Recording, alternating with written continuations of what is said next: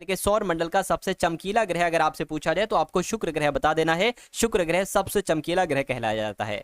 एलिफेंटा की गुफाओं की अगर बात करें तो ये कहां पर है साथियों, आप लोग याद रखेंगे, ये महाराष्ट्र में है एलिफेंटा की गुफाएं। उसके बाद देखिए भाभा परमाणु अनुसंधान केंद्र की अगर बात करें ये कहां पर स्थित है, तो ये साथियों ट्रॉम्बे में स्थित है। ट्रॉम्बे ऑप्शन नंबर ए आपका आंसर हो जाएगा। निम्नलिखित में से किसके द्वारा संविधान में संशोधन किया जा सकता है? क्या संविधान में संशोधन संसद करती है, राष्ट्रपति, मंत्रिपरिषद, प्रधानमंत्री? तो अगर आपका जवाब ऑप्शन नंबर ए है, यानी कि संसद के द्वारा संविधान में संशोधन किया जाता है, तो यह बात बिल्कुल सही है। उसके बाद देखिए गोलकुंडा ये कहां पर स्थित है, तो ये बीजापुर में है। बिल्कुल साथियों बीजापुर में ही गोलकुंडा स्थित है। दूध का दही में परिवर्तन साथियों किसके द्वारा पॉसिबल है, किसके द्वारा होता है? जीवाणुओं के द्वारा, कवक, एंजाइम के द्वारा? मैं कहूंगा जीवाणुओं के द्वारा ही साथियों दूध का दही में परिवर्तन होता है। सौर ऊर्जा के स्रोत की अगर बात करें तो साथियों क्या है, एक तरीके से अगर बात करें तो नाभिकीय संलयन है। बिल्कुल सही जवाब आपका आंसर ऑप्शन नंबर ए होगा इस सवाल का। उसके बाद देखिए कह रहे भारत का सर्वोच्च पर्वत शिखर इनमें से कौन सा है, तो साथियों कौन सा है? कंचनजंगा इससे है ना। और कंचनजंगा अगर बात करें कहां पर स्थित है, ये नेपाल और सिक्किम के बॉर्डर पर स्थित है, ये भी आप लोग याद रखेंगे। उसके बाद देखिए पल्लव राजाओं की राजधानी की अगर बात करें तो साथियों क्या थी, ये आपको भी मालूम होना चाहिए, कांचीपुरम। आपके सवाल का आंसर हो जाएगा पल्लव राजाओं की राजधानी साथियों कांचीपुरम थी। कंप्यूटर का मस्तिष्क किसे कहा जाता है? मेमोरी को, कीबोर्ड को, सीपीयू को? बिल्कुल सही जवाब सीपीयू को कहा जाता है साथियों। कंप्यूटर का दिमाग, कंप्यूटर का मस्तिष्क यानी कि ब्रेन ऑफ कंप्यूटर। जैसे सीपीयू की फुल फॉर्म क्या है, ये आप लोग इसका जवाब मुझे एक बार कमेंट सेक्शन में बताएंगे। तो साथियों कमेंट सेक्शन में टाइप कर दीजिए सीपीयू की फुल फॉर्म क्या होती है। उसके बाद देखिए मौलिक अधिकारों में संशोधन कौन कर सकता है, तो ये अधिकार संसद को होता है कि वो मौलिक अधिकारों में साथियों संसद कर सके। आंसर आपका सी होगा। उत्तराखंड का बद्रीनाथ मंदिर ये किस नदी के किनारे पर स्थित है, अगर आपसे पूछा जाए तो आपको बता देना है अलकनंदा नदी के किनारे पर स्थित है उत्तराखंड का बद्रीनाथ मंदिर। राज्य की विधानसभा के सत्रावसान का आदेश किसके द्वारा दिया जाता है, अगर आपसे पूछा जाए तो राज्यपाल के द्वारा दिया जाता है। राज्य की विधानसभा के सत्रावसान का आदेश किसके द्वारा? राज्यपाल के द्वारा। चंद्रगुप्त मौर्य ने निम्नलिखित में से किस ग्रीक शासक को हराया था, मुझे बताइए। तो यहां पर अगर बात करें सेल्यूकस की, तो सेल्यूकस को साथियों हराया था चंद्रगुप्त मौर्य ने, ये भी आपको याद रखना है। उसके बाद देखिए क्लोरोफिल में कौन सा पोषक तत्व पाया जाता है, आपसे यहां पर साथियों पूछा जा रहा है, मुझे बताइए। तो अगर बात करते हैं साथियों यहां पर क्या मैग्नीशियम पाया जाता है, मैं कहूंगा बिल्कुल क्लोरोफिल में कौन सा पोषक तत्व मैग्नीशियम पाया जाता है, इसलिए आंसर आपका जाएगा साथियों ऑप्शन नंबर बी के साथ। अगला सवाल आपकी स्क्रीन पर है, आपसे पूछा जा रहा है कि 1 रुपए के नोट पर किसके हस्ताक्षर होते हैं, तो 1 रुपए के नोट पर तो वित्त सचिव के हस्ताक्षर होते हैं। किसके साथ? वित्त सचिव के। और किस तापमान पर जल का घनत्व अधिकतम होता है, मुझे बताइए। तो क्या आपका जवाब 4 डिग्री सेल्सियस है, तो बिल्कुल सही हो जाएगा। 4 डिग्री सेल्सियस टेम्परेचर पर जल का घनत्व साथियों अधिकतम होता है। उसके बाद देखिए करके जिला पंचायत का सदस्य बनने के लिए प्रत्याशी की आयु कम से कम कितनी होनी चाहिए, तो कम से कम साथियों 21 वर्ष बताई गई है। आंसर आपका जो जाएगा वो ऑप्शन नंबर सी हो जाएगा। उसके बाद देखिए पुलिस विभाग का प्रधान अधिकारी कौन होता है, तो साथियों प्रधान अधिकारी आपसे पूछे जा रहे हैं तो डीजीपी आपका यहां पर आंसर हो जाएगा। पुलिस विभाग के प्रधान अधिकारी डीजीपी ही होते हैं। उसके बाद देखिए भातखंडे हिंदुस्तानी संगीत महाविद्यालय उत्तर प्रदेश में स्थित है, बिल्कुल सही। लेकिन उत्तर प्रदेश में कहां पर स्थित है, तो यूपी के लखनऊ में स्थित है, यह बात भी आपको याद रखना होगी। स्टैच्यू ऑफ लिबर्टी कहां पर स्थित है, क्या ये टोक्यो में स्थित है? नहीं साथियों ये न्यूयॉर्क में स्थित है। क्या स्टैच्यू ऑफ लिबर्टी की अगर बात करिए कहां पर स्थित है, न्यूयॉर्क में स्थित है। 1905 में बंगाल विभाजन की घोषणा किसके शासनकाल में हुई थी, मुझे बताइए। तो क्या ये लॉर्ड कर्जन के शासनकाल में हुई थी? बिल्कुल सही जवाब आपका लॉर्ड कर्जन के शासनकाल में ही बंगाल विभाजन की घोषणा की गई थी। उसके बाद देखिए भारत में सबसे पहले जनगणना जो की गई थी वो कब की गई थी, देखिए सबसे पहले जनगणना जो की गई थी वो 1872 में की गई थी। लेकिन नियमित रूप से जो जनगणना शुरू की गई वो 1881 में शुरू की गई सभी क्षेत्रों में। इस वर्ष जो हुई थी वो सभी क्षेत्रों में नहीं हो पाई थी। उसके बाद देखिए खट्टे फल कौन से विटामिन का स्रोत होते हैं, यानी कि खट्टे फलों से हमें विटामिन सी प्राप्त होती है, जैसे कि आंवला हो गया, संतरा हो गया, नींबू हो गया, यहाँ पर हमें सातों विटामिन सी प्राप्त होती है इन सारी चीजों से। शुद्ध सोना कितने कैरेट का होता है, मुझे बताइए। तो शुद्ध सोना क्या 24 कैरेट का होता है? बिल्कुल सही जवाब आपका 24 कैरेट का ही होता है। इनमें से किसके शासनकाल में स्थायी बंदोबस्त आरंभ किया गया था, मुझे बताइए। सवाल कई बार आपसे पूछा जा चुका है, मैं आपको बता चुका हूं साथियों, लॉर्ड कॉर्नवालिस के शासनकाल में स्थायी बंदोबस्त आरंभ किया गया था। ये आप लोग याद रखेंगे, आपके एग्जाम में पूछा जा सकता है। उसके बाद देखिए नोबेल पुरस्कार कुल कितने क्षेत्रों में बांटा जाता है, मुझे बताइए। कितने क्षेत्रों में दिया जाता है साथियों, क्या 6 क्षेत्रों में दिया जाता है? बिल्कुल सही जवाब आपका ऑप्शन नंबर बी, यानी कि 6 क्षेत्रों में दिया जाता है नोबेल पुरस्कार। किस मुगल शासक के कार्यकाल में चित्रकला अपने चरम पर थी, यानी कि चित्रकला का सबसे ज्यादा साथियों जोरों शोरों से हुई थी वो जहांगीर के समय में हुई थी, इसलिए आंसर आपको ऑप्शन नंबर बी है। अगला देखिए जीएसटी बिल को सर्वप्रथम पारित करने वाला राज्य कौन सा है? तो साथियों जीएसटी बिल सबसे पहले कहां पर पारित हुआ था? आप लोग याद रखेंगे, असम में पारित हुआ था। आंसर आपका डी होगा। उसके बाद देखिए कह रहे कि मार्क जुकरबर्ग ने फेसबुक की स्थापना साथियों इनमें से कौन से वर्ष में की थी? तो आप लोग ये याद रखेंगे 2004 में साथियों मार्क जुकरबर्ग के द्वारा फेसबुक की स्थापना की गई थी। ये क्वेश्चन साथियों इंपॉर्टेंट है, इसलिए आपको याद रखना है। अगला सवाल देखिए आपकी स्क्रीन पर, कह रहे कि आईसीसी चैंपियंस ट्रॉफी 2025 में भारत और पाकिस्तान के बीच मुकाबला किस स्टेडियम में आयोजित किया गया था? तो दुबई इंटरनेशनल स्टेडियम में आयोजित किया गया था। करंट अफेयर के क्वेश्चन साथियों आपके शुरू हो चुके हैं, है ना? तो आप लोग याद रखेंगे जो मैंने आपको बताया, आईसीसी चैंपियंस ट्रॉफी 2025 में विजेता टीम को कितनी राशि दी गई है? तो कितनी राशि दी गई है साथियों आप लोग याद रखेंगे, 20.8 करोड़, यानी कि लगभग 21 करोड़ की राशि दी गई है। 20.8 करोड़ की राशि दी गई है आईसीसी चैंपियंस ट्रॉफी 2025 में विजेता टीम को। उसके बाद देखिए कह रहे कि हाल ही में कहाँ पहली वाइन उत्पादन इकाई शुरू की गई? तो ये पता सा तो उत्तराखंड में शुरू की गई है पहली वाइन उत्पादन इकाई। अगला सवाल देखिए, किस अंतरिक्ष एजेंसी के पार्कर सोलर प्रोब ने सूर्य के सबसे करीब पहुंचने का प्रयास किया है? तो ये काम साथियों नासा वालों ने किया है। नासा आपके सवाल का बिल्कुल सही जवाब हो जाएगा। और कौन 2025 में महिला कबड्डी विश्व कप की मेजबानी करेगा? तो अगर बात करें साथियों कौन करेगा, तो बिहार राज्य की अगर बात करें, बिहार राज्य ही महिला कबड्डी विश्व कप की मेजबानी करेगा। राइट आंसर आपका भी होगा। अगला सवाल देखिए करके आईसीसी ने किस भारतीय खिलाड़ी पर मैच फीस का 20% जुर्माना लगाया है? तो मैं कहूंगा साथियों विराट कोहली पर 20% का जुर्माना लगाया है आईसीसी ने। ये इंपॉर्टेंट क्वेश्चन इसलिए बन जाता है, आंसर आपका जाएगा सी के साथ।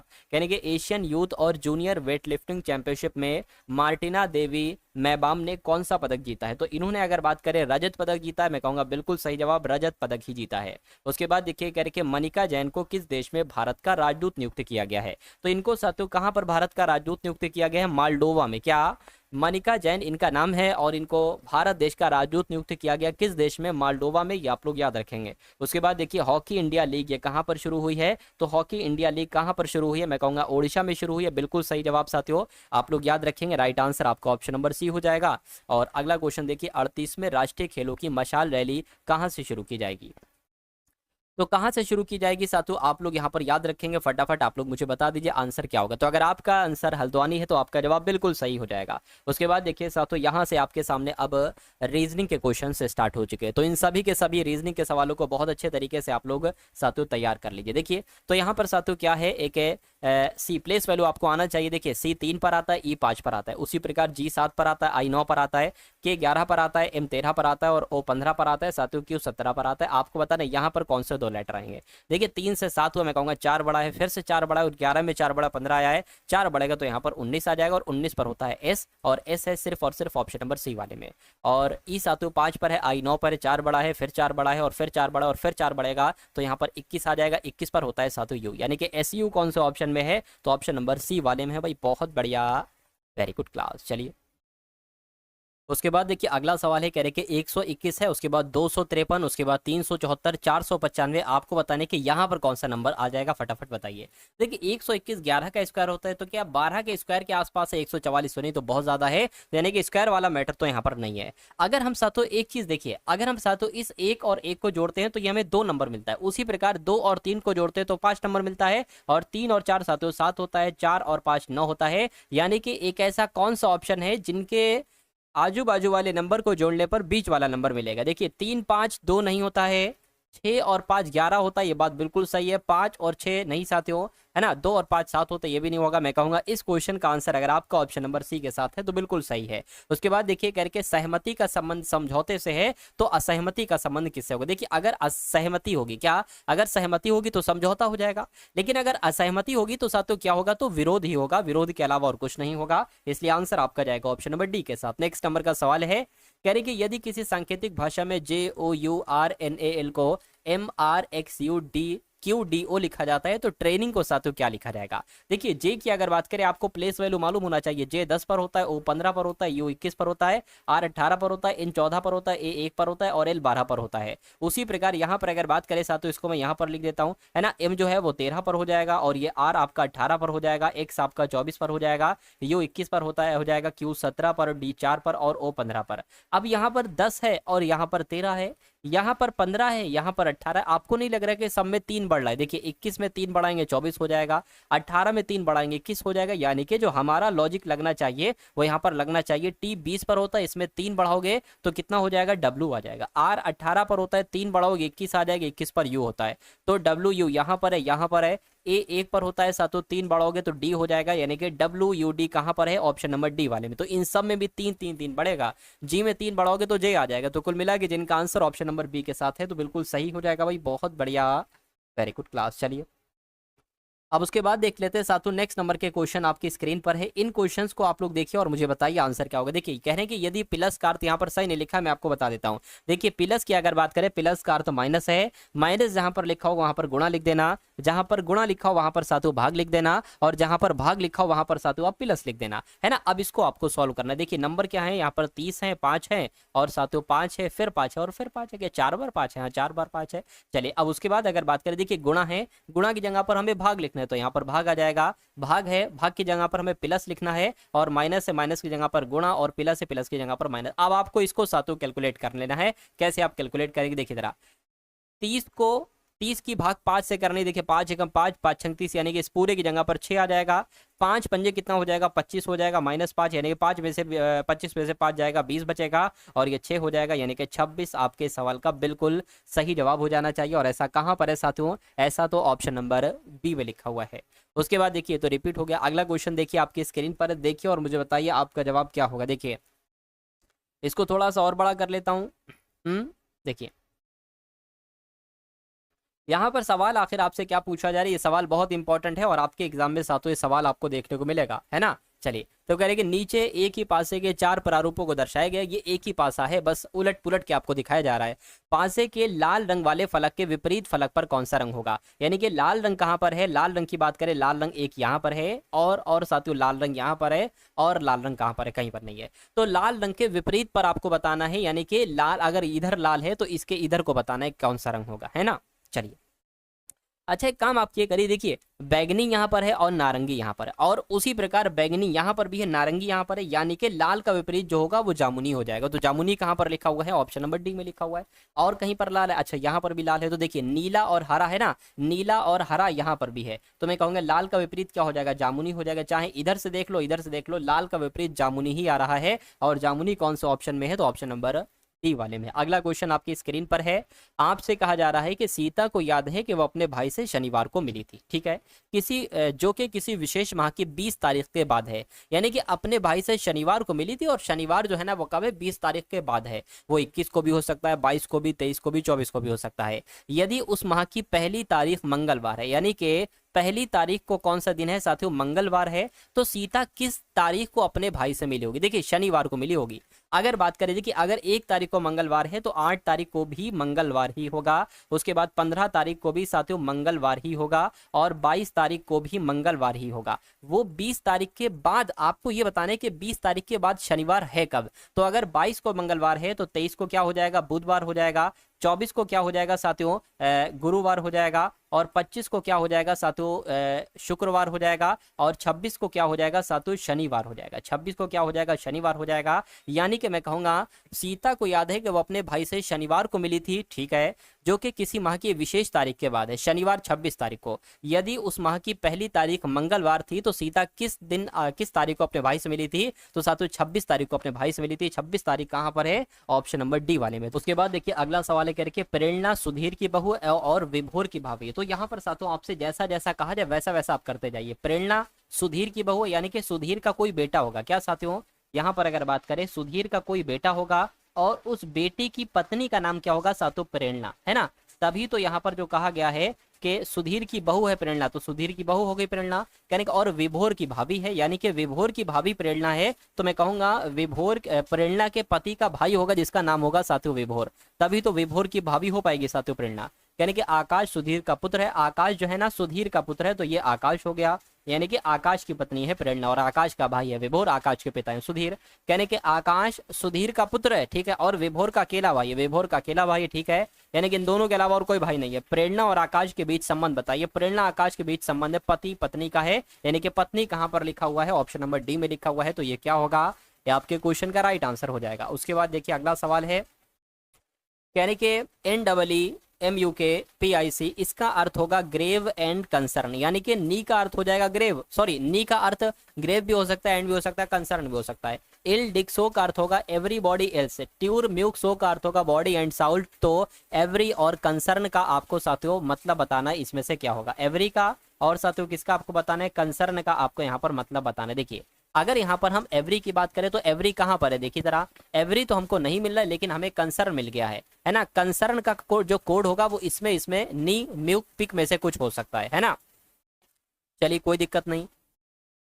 तो ऐसा एक काम करिए साथियों, कंसर्न का कहीं और कोड लिखा हुआ है, देखिए जरा एक बार आप लोग, एवरी बॉडी एल्स नहीं, प्योर बॉडी एंड साउंड नहीं लिखा हुआ। अच्छा एवरी का ढूंढिए अब इसी प्रकार, किसका, एवरी का ढूंढिए। एवरी की अगर बात करें तो एवरी कहाँ पर लिखा है, एवरी, एवरी आपका ये लिखा हुआ है, यानी कि एवरी का कोड इल डिक सो हो सकता है। अब कहीं और देखिए एवरी लिखा है तभी आपका आ पाएगा, बॉडी एंड साउंड नहीं लिखा हुआ है, यानी कि हमें एवरी का अगर कोड जानना होता तो कहीं 2 बार लिखा होता, नहीं लिखा हुआ है। कंसर्न का कोड 2 बार लिखा होना चाहिए, नहीं लिखा हुआ है, यानी कि हमारा आंसर जाएगा वो ज्ञात नहीं किया जा सकता, क्योंकि जानकारी अधूरी है, और जानकारी अधूरी है तो फिर आंसर नहीं निकाल सकते आप लोग। यानी कि बादल को सफेद कहा जाए, सफेद को वर्षा कहा जाए, वर्षा को हरा कहा जाए, हरे को हवा कहा जाए, और हवे को नीला कहा जाए, और नीले को जल कहा जाए, तो पक्षी कहाँ उड़ेंगे साथियों, पक्षी कहाँ पर उड़ेंगे, ये आपसे कुल मिला के पूछा जा रहा है ना।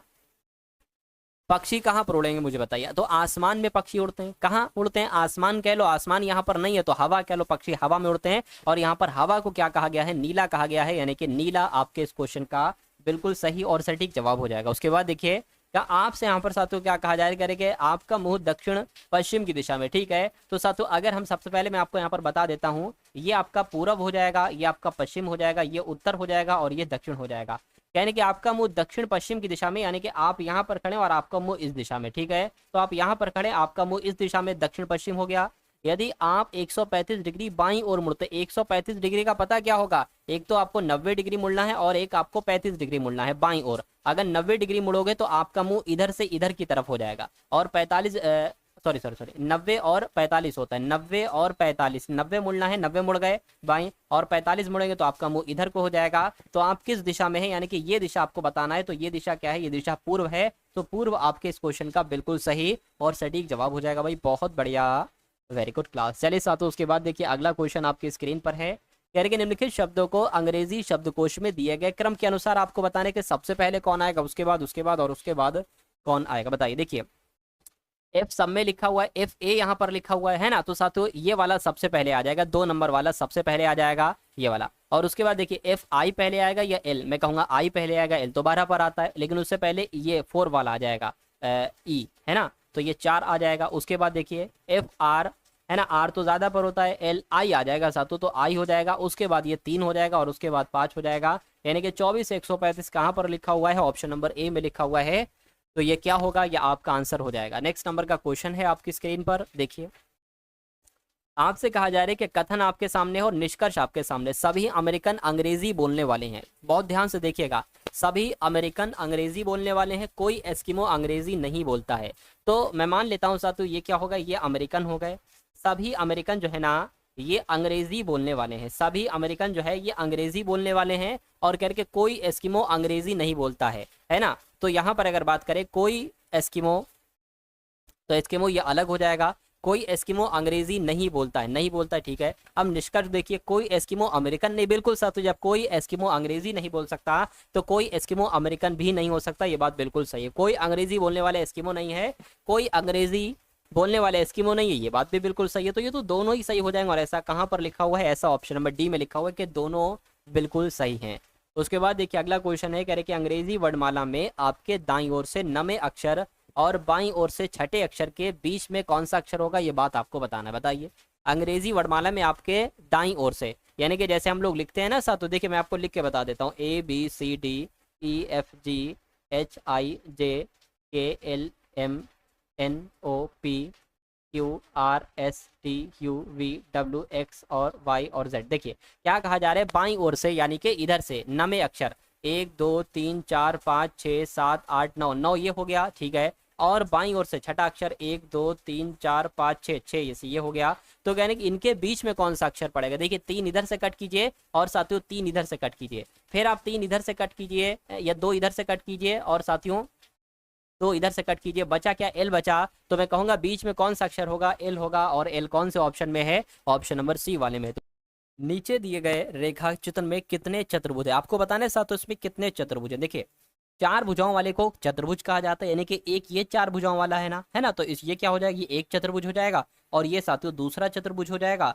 और ये आपका तीसरा चतुर्भुज हो जाएगा, और ये साथियों बचा एक चौथा चतुर्भुज हो जाएगा, यानी कि चार चतुर्भुज ये हो गए। अब देखिए एक चतुर्भुज आपका ये हो गया है ना, दूसरा आपका ये हो गया, तो कितने चतुर्भुज हो गए, दो इसमें और जोड़ दीजिए। अब इधर से भी साथियों इधर भी आपको दो मिलना है, एक ये हो गया, एक ये चतुर्भुज हो गया, दो ये हो गए, और साथियों एक ये बड़ा वाला चतुर्भुज हो गया, इसको देख लेंगे। तो कुल मिला के टोटल कितने चतुर्भुज हो गए हैं, ये तो 9 चतुर्भुज हो गए हैं। तो 9 कौन से ऑप्शन में 9 चतुर्भुज हैं इस आकृति में, इस चित्र में, इसलिए आंसर आपका ऑप्शन नंबर सी होगा। नेक्स्ट नंबर का सवाल है साथियों, अब आप लोग यहाँ पर मैथ के क्वेश्चंस देख लीजिए, है ना। चलिए, भिन्न है एक सही 1/5 तथा इसके व्युत्क्रम के मध्य अंतर आपको बताना है। देखिए ये क्या लिखा हुआ है साथियों, एक सही 1/5, यानी कि एक सही 1/5 ये इस प्रकार से लिखा हुआ है।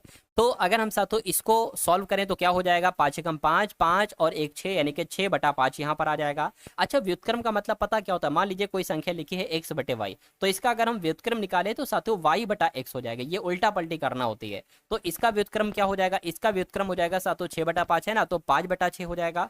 तो कुल मिला के कहने के इसका और इसके व्युत्क्रम का अंतर बताइए साथियों, अंतर हमने यहां पर कर लिया। तो कुल मिला के अगर बात करें साथियों 6/5 में से माइनस करना है आपको 5/6, तो 6 छंग कितना हो जाएगा 36, 5 पंजे 25 हो जाएगा, 6 पंजे 30 हो जाएगा। यहाँ पर 36 में से 25 जाएगा, 11/30 बचेगा, और 11/30 कौन से ऑप्शन में है साथियों, ऑप्शन नंबर सी वाले में है। उसके बाद देखिए अगला सवाल आपकी स्क्रीन पर है, देखिए साथियों इस सवाल को और मुझे बताइए आपका आंसर क्या होगा। करके साधारण ब्याज की वो वार्षिक दर बताइए, यानी कि दर आपको बताना है इसमें, ठीक है। कि कोई धनराशि 10 वर्ष में, यानी कि समय कितना दे रखा है 10 वर्ष, कोई धनराशि स्वयं की 2 गुनी हो जाती है, यानी कि अभी मूलधन कितना है, मान लीजिए x है, और फिर वो कितना हो जाएगा, मिश्रधन 2x हो जाएगा, डबल, ठीक है। तो साथियों साधारण ब्याज की अगर बात करें, साधारण ब्याज होता है इन दोनों का डिफरेंस है, 2x में से 1x जाएगा तो x बचेगा। तो इसमें आपको r बताना है, r यानी कि दर बराबर क्या होता है साथियों, साधारण ब्याज गुणा 100 r तो हो गया p इंटू टी। इसको आपको सातों क्या कर लेना, एक बार कैलकुलेट करके मुझे बताने। देखिए साधारण ब्याज कितना है, x है, यानी कि x गुणा 100 आ गया। p की अगर बात करें तो x है, और सातों t कितना है यहाँ पर 10 वर्ष है, इससे ये कैंसिल हो गया, 1 0 से 1 0, यानी कि r बराबर जो बचा वो 10% बचा, यानी कि दर आपकी कितनी निकलेगी, 10% निकलेगी। आंसर आपका सी होगा। अगला सवाल आपकी स्क्रीन पर आपसे कह रहे हैं कि सातों 64/125 का घनमूल बताइए, यानी कि ये किसका एक तरीके से घन है। तो मैं कहूंगा ये तो सातों 8 का घन है, 8 टू 64, ये तो 8 का स्क्वायर है ना, वर्ग है ये तो 8 का। मैं कहूंगा ये 4 का है, यानी कि 4 की घात 3 और 5 की घात 3। अरे भाई 4 गुणा 4 गुणा 4, 4 चौक 16, 16 चौक 64, 5 पंजे 25, 25 पंजे 125। तो मैं कहूंगा इसका घनमूल 64 का घनमूल जो आएगा वो 4 आएगा, और 5 का घनमूल साथियों 5 आएगा, यानी कि 4/5 कहाँ पर लिखा हुआ है, ऑप्शन नंबर बी में लिखा हुआ है। तो जिनका आंसर ऑप्शन नंबर बी है तो बिल्कुल सही है। उसके बाद देखिए अगला सवाल है करके किसी संख्या का 1/2 उसी संख्या के 1/4 से 15 अधिक है तो वो संख्या बताइए। मान लेते वो संख्या सातों x है, किसी संख्या का 1/2 यानी कि किसी संख्या का 1/2, ठीक है, उसी संख्या के 1/4 से 15 अधिक है तो 15 अधिक आ गया, यहाँ पर आपको माइनस लगाना है। तो आपको इसमें से x का मान निकालना है। 4 की गुणा 1 से करिए तो 4x हो जाएगा, 2 की 1 से 2x हो जाएगा, 4 दूना 8 हो जाएगा, बराबर साथियों 15 यहाँ पर आ जाएगा, है ना। 4x में से 2x जाएगा तो 2x बचेगा, बराबर 15 गुणा 8 हो जाएगा, 120 हो गया इधर साथियों, इधर 2x हो गया, है ना। तो अगर x बराबर बात करें तो साथियों 60 आ जाएगा, 2 से कटेगा ना 120, तो 60 यहाँ पर आपका जो होगा वो बिल्कुल सही जवाब हो जाएगा। एक परिवार के 4 सदस्यों की आयु 10 वर्ष, 14 वर्ष, 34 वर्ष और 36 वर्ष है। परिवार की औसत आयु आपसे पूछी जा रही है। कितने लोग हैं, 4 लोग हैं, एक की आयु 10 वर्ष है, एक की 14 है, और एक की 34 है, और सातों एक की 36 वर्ष है, यानी कि टोटल 4 लोग हैं। इसकी औसत आयु आपसे यहाँ पर कुल मिला के पूछी जा रही है। तो इन सब का योग करके आपको 4 से भाग दे देना है। 4 से क्योंकि 4 लोग हैं तो आपको औसत आयु सातों यहाँ पर प्राप्त हो जाएगी।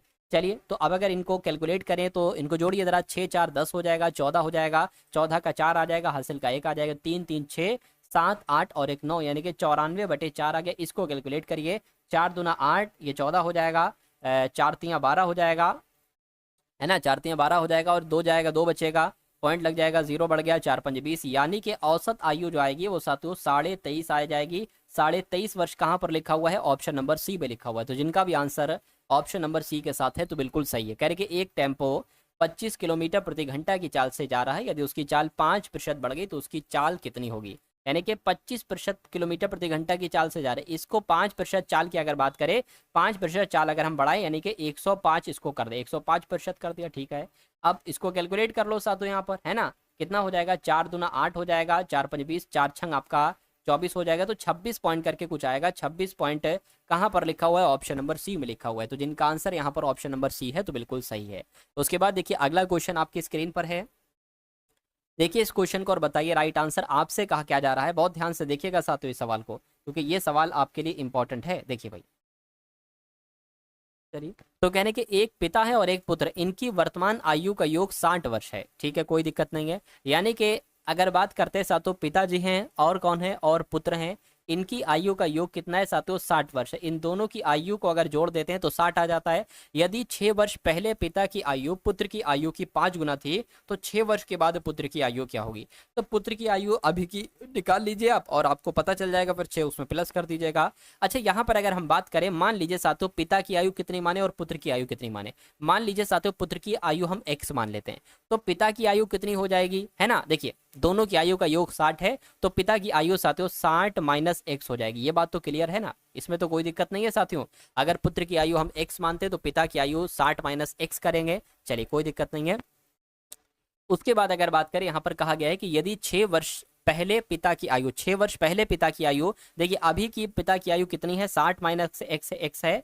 6 वर्ष पहले कह रहे हैं तो सातों 6 वर्ष इसमें से घटा दीजिए। तो 6 वर्ष पहले पिता की आयु जो है ना, पुत्र की आयु की 5 गुना है। तो पुत्र की आयु x है, x माइनस, अब देखिए इसमें अगर 6 घटा है तो इसमें भी 6 घटेगा। तो 5 गुना थी, कितनी 5 गुना थी, तो 5 से सातों हमने इसको गुणा कर दिया। इसको आप कैलकुलेट करिए, 60 में से 6 जाएगा, 54 बचेगा, यानी कि 54 माइनस x हो गया बराबर 5x है, माइनस 5 छंग 30, 30 हो गया। अब एक काम करिए साथियों, 5x इधर है, माइनस का x उधर है, इधर आएगा माइनस का x, तो 5x प्लस x यानी कि 6x हो जाएगा, और बराबर ये माइनस के 30 है, उधर जाएगा तो कितना हो जाएगा, 54 और 30 सातों 84 हो जाएगा। यानी कि x बराबर आपका 84/6 आ जाएगा। तो इसको कैलकुलेट करिए, 6 कम 6 और 6 चौक आपका 24, यानी कि x बराबर कितना आया है, 14 आया है। तो x हमने क्या माना था, x हमने पुत्र की आयु मानी थी। तो 6 वर्ष के बाद पुत्र की आयु कितनी हो जाएगी साथियों, 20 वर्ष हो जाएगी। तो 20 वर्ष कहाँ पर लिखा हुआ है, ऑप्शन नंबर ए में लिखा हुआ है। तो इस प्रकार आपका आंसर ऑप्शन नंबर ए होगा। अगला क्वेश्चन आपकी स्क्रीन पर है, देखिए इस क्वेश्चन को और बताइए राइट आंसर आपका क्या हो सकता है फटाफट। चलिए, कहा गया है कि एक वस्तु को 2850 रुपए में बेचने पर एक विक्रेता को 14% का लाभ होता है। ये लाभ 8% हो तो वस्तु का मूल्य क्या होगा। देखिए 100 एक तरीके से अगर बात करें 14% का लाभ होता है, यानी कि वो वस्तु 114% पर बेची जाती है। तो कितने रुपए की बेची जाती है, 2850 रुपए की बेची जाती है, ठीक है, कोई दिक्कत नहीं। 108%, यानी कि आपको 8% का लाभ बताना है, क्या होगा, यानी कि 108% की आपको वैल्यू यहाँ पर बताना होगी। तो 2850 बटे 114 आ जाएगा, ये 1% की वैल्यू आई है। 108% की वैल्यू निकालना है तो 108 से आप लोग इसको गुणा करा दीजिए। अब साथियों इसको एक काम करिए, अब इसको कैलकुलेट जरा करिए, 2 से कट करेंगे, 2 पंजे 10, 2 सत्ते 14 हो जाएगा। 2 पंजे कितना आ जाएगा साथियों, 2 पंजे 10 आ गया, 2 चौक 8 आ जाएगा, ठीक है, कोई दिक्कत नहीं। अब अगर बात करें, है ना, अब अगर बात करें साथियों, इसको आप और जरा क्या करवाइए, कट करवाइए। देखिए 3 से कट करें तो 3 एकम 3 आ जाएगा, 3 निम 27 आ जाएगा। इसको 3 से 3 निम 27 आ गया, 3 पंजे 15, 0 आ गया। 19 एकम 19, 19 पंजे 95 हो जाएंगे। 50 की गुणा 54 से कर दीजिए, तो 54 की गुणा पहले तो 5 से कर दो, फिर 0 लगा देना। 5 चौक आपका 20 हो गया, 5 पंजे 25, 27 हो गया, 1 लगा दो, यानी कि 2700 आपका आंसर हो जाएगा। तो वस्तु का विक्रय मूल्य कितना हो जाएगा, 2700 हो जाएगा, और 2700 आपका बिल्कुल सही और सटीक जवाब हो जाएगा। भाई बहुत बढ़िया, वेरी गुड क्लास। अब साथियों अंतिम सवाल आप लोग और देख लीजिए, है ना। चलिए देखिए, कह रहे कि एक दुकानदार ने कोई स्कूल बैग 891 रुपए में बेचकर लागत मूल्य का 1/10 लाभ कमाया। 1/10 लाभ कमाया कभी भी लिखा हो, इसका मतलब पता क्या होता है साथियों, उसने अगर 10 रुपए की वो वस्तु क्या है, ली है, यानी कि अगर उस वस्तु का क्रय मूल्य 10 रुपए है तो उसने उस वस्तु पर 1 रुपए का लाभ कमाया है। खरीदी है, 1/10 लाभ कमाया, इसका मतलब ये होगा उसने 10 पर 1 का लाभ कमाया, यानी कि 10 रुपए में ली है, 1 का लाभ कमाया। तो विक्रय मूल्य सातु कितना एक तरीके से होगा, विक्रय मूल्य 11 ही तो हो जाएगा, इनका योग ही तो होगा, लाभ प्लस क्रय मूल्य ही तो सातु विक्रय मूल्य होगा, 11 हो जाएगा, है ना। चलिए कोई दिक्कत नहीं है, यानी कि मैं कह सकता हूं कि 891, लेकिन यहाँ पर कह रहे हैं कि 891 रुपए में बेची गई है, यानी कि 11x की जो वैल्यू है वो 891 है। तो साथियों उस बैग का लागत मूल्य यानी कि आपसे क्रय मूल्य पूछा जा रहा है, तो एक काम करिए और इसको भी हम x और 10x मान सकते हैं, ये बात ध्यान रखिएगा। यानी कि 11x की वैल्यू कितनी होगी साथियों, 891 हो गई, 11 इधर आ जाए, 11 अट्ठे 88, 11 एकम 11, यानी कि x बराबर आ गया 81। तो अगर लाभ 81 हुआ है तो क्रय मूल्य, क्या लाभ 81 हुआ, एक सेकंड रुकिए, लाभ अगर 81 हुआ है तो क्रय मूल्य साथियों कितना होगा, 81 गुणा 10 होगा, यानी कि 810 जो होगा वो क्रय मूल्य होगा, लागत मूल्य होगा। और 810 कहां पर लिखा हुआ है, ऑप्शन नंबर सी में लिखा। दोस्तों ये वीडियो आप लोगों को कैसे लगे कमेंट बॉक्स में जरूर बताएं। अगर वीडियो अच्छी लगे तो वीडियो को लाइक करें और चैनल पे नए हैं तो चैनल को सब्सक्राइब करें।